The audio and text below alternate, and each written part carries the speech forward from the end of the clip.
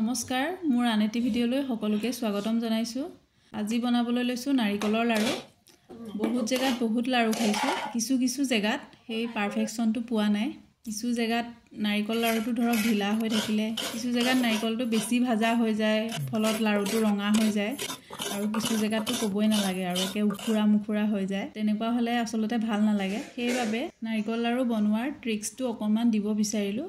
যদি মই বনোৱা লাৰুকেইটা পাৰফেক্ট হৈছে বুলি ভাবে তেনে কমেণ্ট কৰি জনাবলৈ নাপাহৰিব। 3টা নাৰিকল লৈছোঁ বাবে এইটো কাপোৰে 3 কাপ চেনি দিম ইয়াত।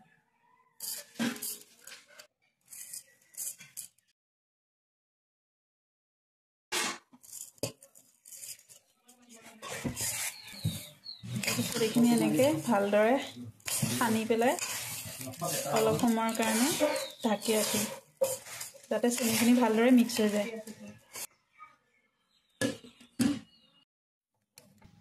প্ৰথম কথাটো হ'ল লাৰু বনাবলৈ প্ৰথমে এখন চাফা কেৰাহী লাগিব। যদি নাই কুকাৰতো বনাব পাৰে। কুকাৰত বনালে লৰাবলৈ অকণমান অসুবিধা হয়। দ্বিতীয় কথাটো হ'ল নাৰিকলখিনি ভাজোতে একেবাৰে লো ফ্লেমত ভাজিব।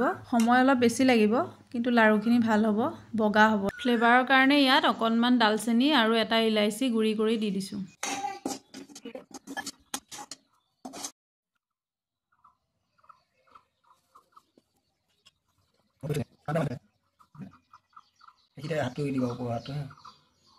লাৰুৰ ট্ৰিক্সটো কেনে পালে জনাবলৈ নাপাহৰিব, আৰু ভিডিঅ'টো শেষলৈকে চোৱাৰ বাবে বহুত ধন্যবাদ।